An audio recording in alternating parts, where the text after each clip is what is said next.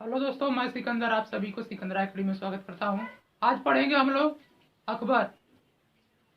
अकबर का मतलब होता है महान। जैसे हम हिंदू हैं तो हम कहेंगे भगवान, भगवान हम कहेंगे भगवान। मुसलमान लोग होते हैं वो कहते हैं अल्लाह अकबर, अल्लाह अकबर।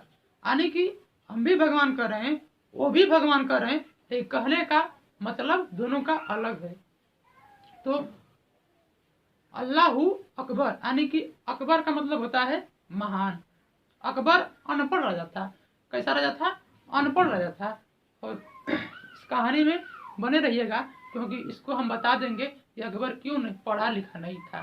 तो सीधा लेके चलते हैं, जहाँ से प्रश्न बनता है, पूछा जाता है, वहाँ चलते हैं, परिचय की तरफ नजर डालते हैं। अकबर के पिता कौन है? हुमायूं। माता कौन है? हमीदा बानो बेगम। अकबर का जन्म 15 अक्टूबर 1542 को हुआ था, राणा वीर साल के महल में। और सिंध अमरकोट यानी कि पाकिस्तान में पड़ता है। कहाँ पड़ता है? पाकिस्तान में पड़ता है। और राणा वीर साल के महल में जन्म हुआ। किसका हुआ? तो अकबर का हुआ। हुआ क्या था कि अकबर के पिता हुमायूं ने शेर शाह सूरी की डर में भाग गया था, और वहीं पर जाकर राणा वीर साल के महल में शरण लिया था, और वहीं पर हमीदा बानो बेगम से शादी किया था। और हमीदा बानो बेगम की गर्भ से जन्मा था कौन? अकबर। बताया जाता है कि वहां से भी हुमायूं चला जाता है, ईरान चला जाता है। और ईरान का पुराना नाम परसिया है। अगर पूछ देखा कि ईरान का पुराना नाम बताइए, तो आप बताएंगे परसिया। ईरान के राजा शाह था। कौन था? शाह था। जैसे एक एग्जाम्पल समझाते हैं कि हमारे भारत का कैप्टन होता है, पहले कैप्टन था विराट कोहली, आज कैप्टन है रोहित शर्मा। तो कोई डीआरएस लेना हो या कुछ भी लेना हो तो दोनों मिल कर लेते हैं। ठीक वैसे ही शाह और हुमायूं दोनों मिल गए और अच्छे अच्छे युद्ध को जीतते गए दोनों मिलकर। इधर हमारे भारत में शेरशाह सूरी का बेटा कौन था? शेरशाह सूरी का बेटा था सिकंदर शाह। सिकंदर शाह शेरशाह सूरी जैसे खतरनाक नहीं रहता है, थोड़ा थोड़ा कहीं न कहीं उसके आगे लो होने लगा। और इसी तरह बात चलती है, पहुंच जाती है ईरान की को ईरान में हुमायूं के पास। हुमायूं वहां से का राजा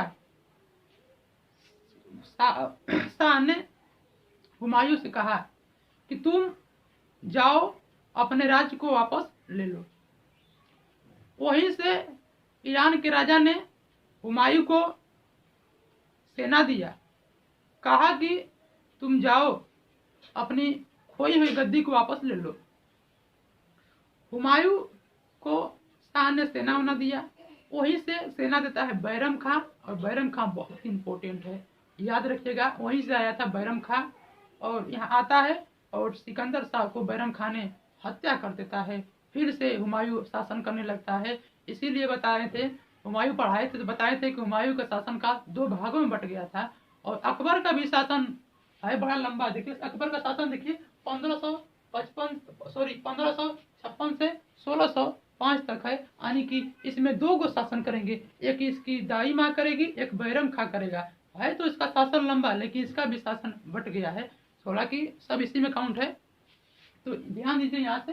तो अकबर का क्या हुआ कि वहां से जब हुमायूं आता है भारत में, तो कहीं ना कहीं हुमायूं को डर था। डर इस बात का था कि हमारा एक पुत्र है, कोई भी अटैक करेगा तो हमें हम ऐसे होता ना कि हम मर जाएं, हमारा पुत्र बचा रहे। ठीक वैसा ही क्या होता है कि हुमायूं सोचता है कि हमारे पर अटैक होकर हमारा पुत्र सलामत रहे, हमारा वंशज सलामत रहे। तो हुमायूं ने की महल में एक नौकरानी थी, उसका नाम था महामंगा। महामंगा जिसे महल में झाड़ू पोछा नहीं लगाती हैं, वैसा ही थी महामंगा। महामंगा को कहता है हुमायूं, मेरे पुत्र को अपने घर ले जाओ, इसको आप खाना पीना सोना जो भी करना है, सेवा सत्कार करना है। किसी को यह न लगे कि हमारे मरने के बाद अगला राजा बनेगा। उसने दे दिया और महामंगा अपने घर ले गई, उसको खाना पीना जो भी सेवा सत्कार होता था सब कुछ किया। कहीं ना कहीं अकबर को पता था कि हम अगला राजा बनने वाले हैं। था तो गरीबी में पला था, यानी कि अपने माता पिता से दूर रह के पला था, राजा की तरह जीवन नहीं बिताया था।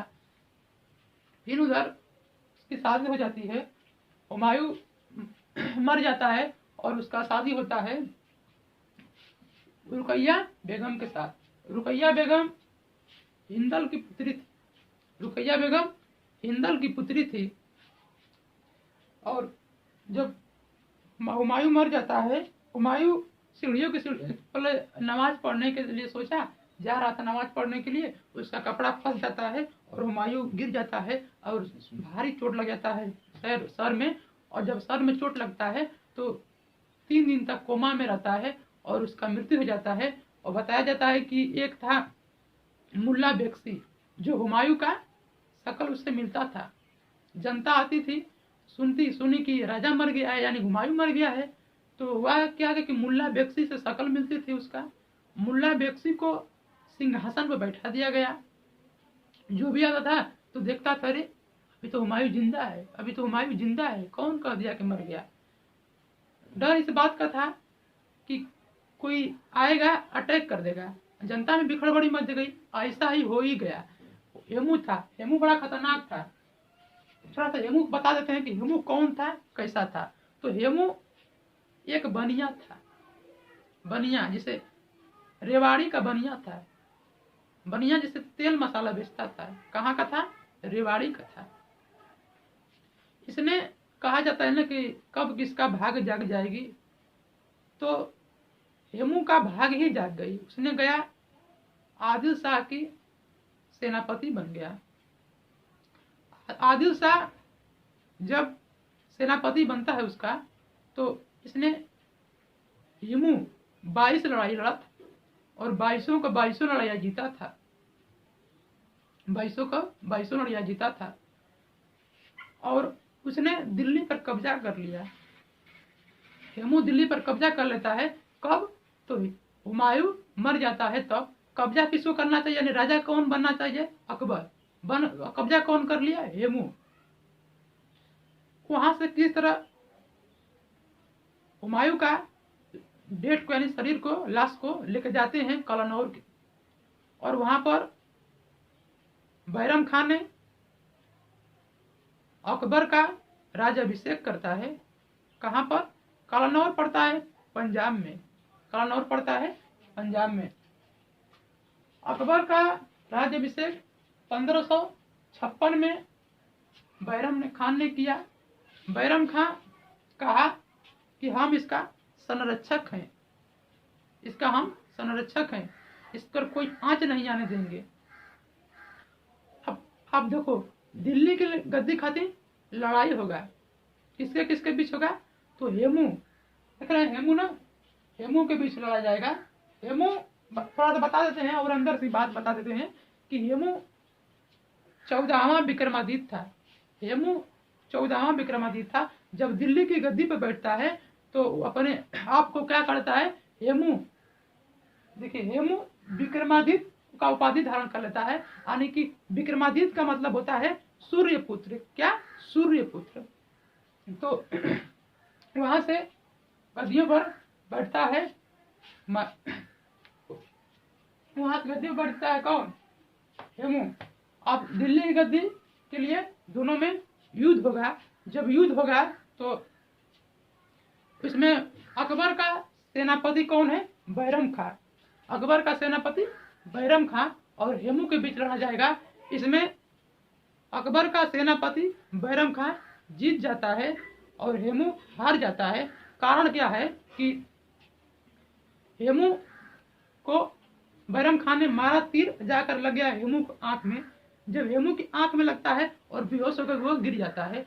जब बेहोश होकर गिरता है तो हेमू का जो सैनिक थे उसने सोचा कि हमारा राजा मर गया। भाई जब राजा मर गया तो हम लड़े किसके लिए? हम आज भी गुलाम थे, कल किसी और का गुलामी कर लेंगे, क्या दिक्कत है? तो वहां से बैरम खान उतरा और हेमू का सिर काट देता है और फिर से गद्दी पर बैठ जाता है कौन? अकबर। परीक्षा में देगा तो अकबर देता है, यानी कि लड़ा कौन है? बैरम खां। नाम किसका होता है? राजा का। राजा कौन था? अकबर राजा था। बैरम खां क्या था? सेनापति था। तो नाम किसका होता है?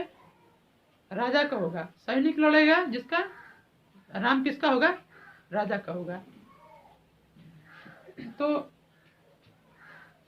अब वहां से लड़ाई जब जीत जाता है तो बैरम खां थोड़ा सा और ताकतवर हो जाता है।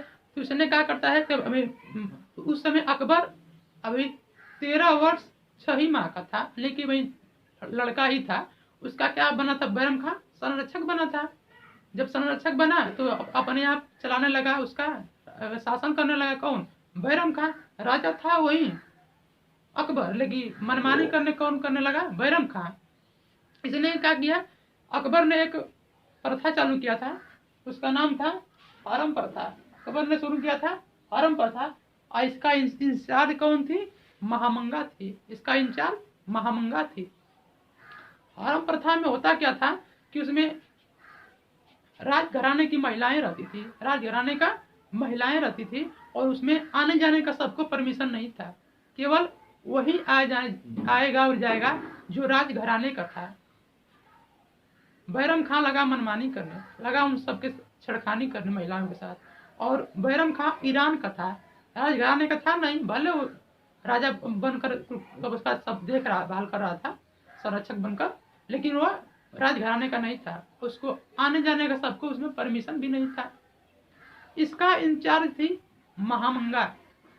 महामंगा ने इसकी शिकायत कर देती है अकबर से। बताया जाता है कि अकबर को उस समय 18 वर्ष उम्र हो गई। अब कहा कि हम तो अब इतने बड़े हो गए हैं, तो अब हमारा राज चलना चाहिए। तो जाकर कह दी महामंगा ने अकबर से। अकबर ने उसको वजीर पद से हटा देता है बैरम खां को। बैरम खां बगावत कर देता है। कब? 1560 में। 1560 में क्या करता है? बगावत कर देता है। और जब बगावत करता है तो एक युद्ध लड़ता है। उस युद्ध का नाम है तिलवाड़ा का युद्ध। तिलवाड़ा का युद्ध 1560 में लड़ा जाता है, और इस लड़ाई में अकबर के बीच लड़ा जाता है और बैरम खां। बैरम खान वही है जो अकबर का सेनापति था। कारण क्या हुआ लड़ने का? कि हरम प्रथा में महिलाओं के साथ छेड़खानी करने लगा। इसका इंचार्ज कौन थी? महामंगा थी। महामंगा जाकर शिकायत कर देती है। किससे करती है? बाबर से कर देती है, सॉरी अकबर से कर देती है। और अकबर उसको वजीर पद से हटा देता है। वजीर पद से हटा देता है, और इसमें फिर उसने बगावत कर देता है। और बगावत करता है कब? 1560 में करता है। और तिलवाड़ा की लड़ाई लड़ता है कब? 1560 में। इसमें लड़ाई में अकबर जीत जाता है और बैरम खां हार जाता है, और अपने आप को बैरम खां सरेंडर कर देता है। चाहता अकबर तो उसको हत्या कर देता, लेकिन अकबर ऐसा नहीं किया। क्यों नहीं किया? क्योंकि उसका याद करिए, पीछे से अकबर का सेनापति था, अकबर का संरक्षक था। भले अकबर का समय बदल गया, लेकिन अकबर ने नहीं बदला। अकबर ने उसे जिंदा छोड़ दिया। कहा कि तुम आओ महल में, फिर आओ महल में आकर बैठो, ताकि किसी पद पर नहीं बैठोगे, यानी कि साधारण जीवन बिताओगे, राजा वजा की तरह नहीं रहोगे, सिंपल की तरह रहोगे। अब उसको लाज लगने लगा कि हम इतने बड़े पद पर थे, आज हम इतने सिंपल में जाएंगे तो क्या कहेंगे लोग। 3 शर्त रखा था। पहला शर्त तो नहीं मंजूर हुआ। दूसरा शर्त बोला तुम किसी राज्य का गवर्नर बन जाओ। उसने सोचा राजा थे, अब इतना छोटा मोटा पद पर कैसे बैठे, वहां भी इनकार कर दिया। तीसरा शर्त बोला तुम हज यात्रा पर चले जाओ। उसने कहा ठीक है, हम हज यात्रा पर चले जाते हैं। जब हज यात्रा पर जाने को जा रहा था, रास्ते में ही सिकंदर शाह का बेटा कौन था? मुबारक शाह। याद करो, जब ईरान से आया था तो बैरम खान ने सिकंदर शाह का हत्या कर दिया था। तो सिकंदर शाह का बेटा था मुबारक शाह। मुबारक शाह ने बैरम खां का हत्या कर देता है, और बैरम खां का हत्या कर देता है और बैरम खां मर जाता है। जब मर जाता है तो बैरम खां का पत्नी है सलीम बेगम। सलीम बेगम से अकबर शादी कर लेता है। बताया जाता है कि अकबर शादी कर लिया और उन्हीं का एक पुत्र था। आज हमारे हिंदी के जाने माने कवि हैं, उनका नाम है अब्दुल रहीम। और अब्दुल रहीम को अकबर ने खाने खाना को उपाधि दे दिया। खाने खाना का मतलब होता है खाना खाना नहीं होता है, सेनापति होता है। बताया जाता है कि बैरम खां की पत्नी थी सलीमा बेगम। अकबर ने शादी इसलिए किया कि उनको कोई जैसे नीच नजर से ना देखे। उनको महल में शादी कर लेगा यानी कि रानी बन जाएगी तो थोड़ा सा इज्जत भी रहेगा, सम्मान भी रहेगा। इसीलिए बताया जाता है कि अकबर ने शादी कर लेता है। और उनसे अगला वीडियो हम लेकर आएंगे। थोड़ा सा गला में प्रॉब्लम है इसलिए थोड़ा सा दिक्कत है और इसको 3 वीडियो में पढ़ाएंगे। अच्छा लगा होगा तो लाइक करिएगा, शेयर करिएगा और इसको हम 3 भाग में पढ़ाएंगे।